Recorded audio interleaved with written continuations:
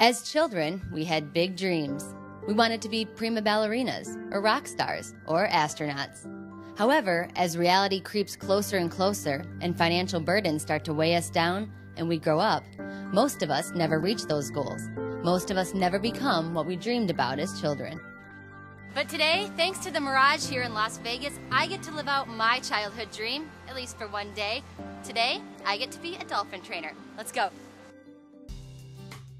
The Mirage is usually recognized by its famous lifelike volcano outside or its lush tropical atrium inside. But what also distinguishes the resort from everything else on the Strip is its vast animal habitat and educational facility. And for animal lovers craving a more personal interaction with the Atlantic bottlenose dolphins, Siegfried and Roy's Secret Garden and Dolphin Habitat offers a program called Trainer for a Day, an experience I've dreamt about ever since I was a child. But apparently there are a few details I missed during my daydreams. And 75% of the job is cleaning. Cleaning? I didn't think about that when I was a kid. So when you're feeding them and pulling food out of those white coolers, every time we empty one of those buckets, we want to make sure that it's nice and clean. The food prep room where we prepare all the fish for the animals. We scrub all the beaches. So it's not all glamour. No, but not we'll all just glamour. show you the glamorous parts today. So okay, that sounds good. Yeah, keep the dream alive. We head over to meet Jim Hudson, curator of Dolphin Care and the first trainer to show me the ropes. You ready? I promised to behave. Katie told me everything. Yeah, it's very important that you follow instructions. In the morning, the trainers measure out the amount of fish each dolphin should be eating a day.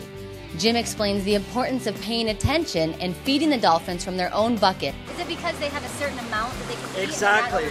They all have different needs. For instance, Duchess, the matriarch of the group, is still nursing her 1-year-old, so it's not uncommon for her to eat up to 30 pounds of fish a day. Now, it's my turn to feed. Grab the gross dead fish. No, it's not gross. Distracted by the cold, dead fish, it doesn't take me long to get in trouble.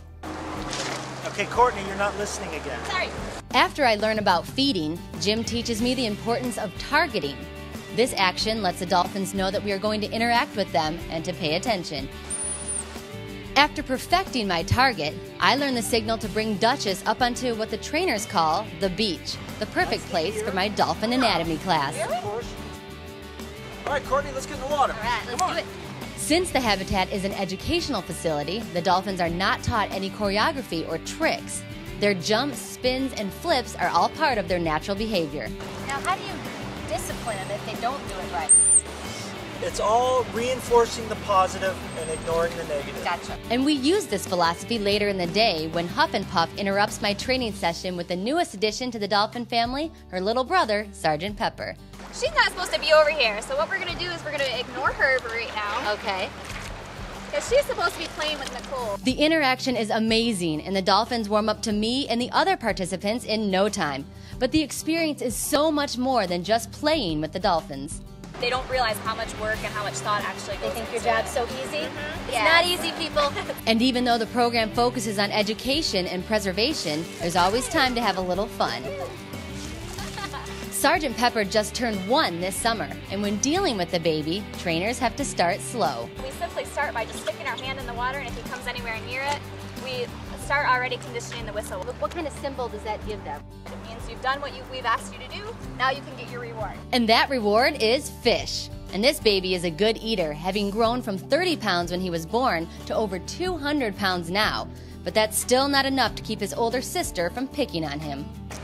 And the little scratches on his nose, what happened there? Yeah, it looks like Huff and Puff, his sister, maybe got him a little bit there. They use their teeth to display dominance. Now it may look like Sergeant Pepper is enjoying a massage, but little does he know the dolphins are taught to enjoy and relax in positions like this so trainers can easily perform sonograms and other medical procedures.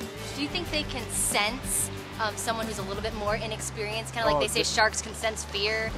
Yeah, and I don't think it's fear as much as it is confidence and timing. Do they know the difference between you and Katie and everybody, and they know that you're kind of the tough guy? Yeah, especially, no, not the tough guy. The trainers say having new people around all the time is a great stimulus for these amazing mammals. But for me, it was 5.5 hours of a dream come true, and I'm leaving with unforgettable memories.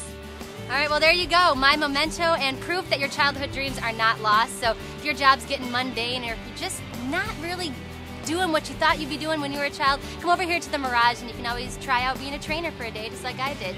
And now it's back to the daily grind. See you next time. For Hospitality Guide in Las Vegas, I'm Courtney Perna.